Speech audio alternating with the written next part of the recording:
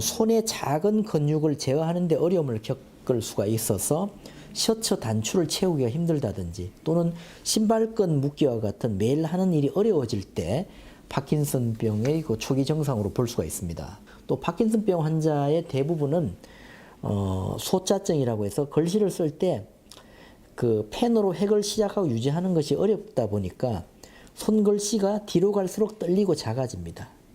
그래서 필체가 작아진다 해서 작은 필체 이렇게 이제 특징을 설명하는데요.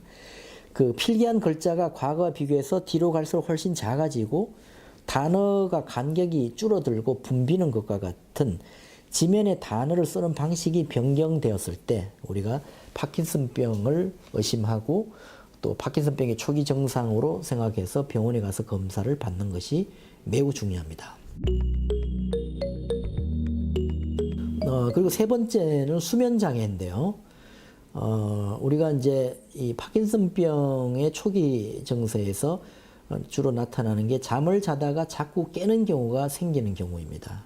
또는 그 수면 중에 잠을 자다가 소리를 지르거나 몸을 심하게 움직여서 주변 사람들이 놀라기도 하는 증상이 있는데 이것을 이제 렘 수면 행동 장애라고 하는데요. 보통 우리가 잠을 잘 때는 우리 몸의 근육이 다 이렇게 그 마비가 되기 때문에 우리 몸의 근육에 움직임이 일어나지 않는데 이 파킨슨병이 있는 분들은 그런 근육의 마비가 풀려가지고 꿈을 꾸는 그 내용들을 실제로 행동으로 옮기거나 또는 소리를 지르거나 하는 것이 나타날 수가 있습니다.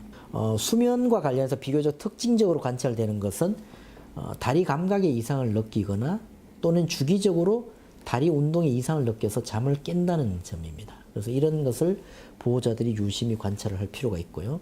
이것을 하지 불안 증후군이라고 하는 겁니다. 그런데 이러한 하지 불안 증후군은 파킨슨병 환자의 약 20%에서 나타난다고 알려져 있고 또 이런 것이 수면의 질을 떨어뜨리고 또 불면증을 유발하기도 합니다. 그래서 이런 수면에 있어서 잠을 잘 때 그 행동장애 이런 것들 렘 수면 행동장애 또는 하지 불안 증후군 등이 나타날 때는 반드시 병원으로 가서 파킨슨병 유무를 확인하는 것이 좋겠습니다.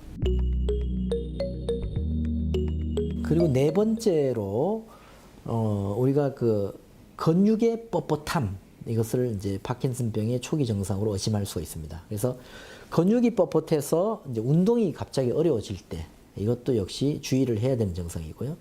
그리고 이제 파킨슨병의 초기 단계에서는 움직임이 자꾸 느려지고 움직임을 시작하기가 또 어려워집니다. 그리고 자꾸만 덜 움직이려는 그런 경향이 이제 발생하게 되죠.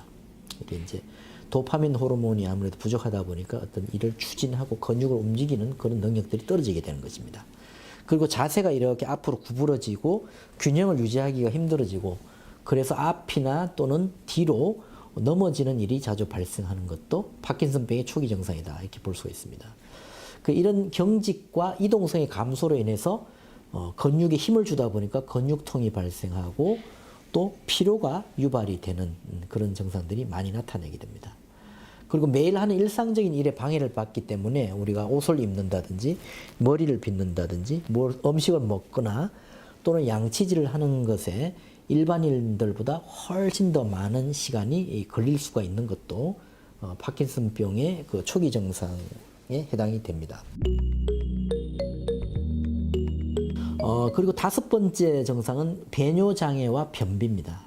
그래서 파킨슨병의 초기 단계에서 가장 흔히 경험하는 것은 바로 배뇨장애, 즉 소변을 보는 것에 장애가 있는 것입니다. 그래서 소변이 방광에 가득 차 있어도 소변이 잘 안 나오거나 또는 방광에 소변이 없어도 자꾸 소변을 보고 싶은 증상도 여기에 해당됩니다. 그리고 소변을 잘 참지 못해서 실수하는 요실금과 같은 다양한 배뇨장애가 나타나는 것도 파킨슨병의 그 초기 증상에서 나타날 수 있는 증상들입니다.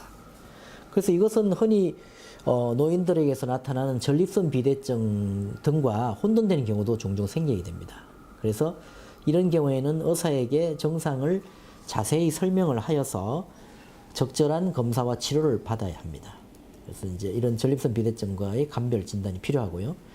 또 변비도 그 파킨슨병 초기 환자들에게서 흔히 나타나는 증상인데 이럴 때는 변비를 완화시키는 완화제라든지 식이요법 등으로 치료를 해야 이 장에 장 독소가 쌓임으로써 뇌 기능이 떨어지는 것을 이제 방지를 할 수 있기 때문에 이 변비도 그냥 넘어가기보다는 적절한 치료를 받는 것이 좋겠습니다.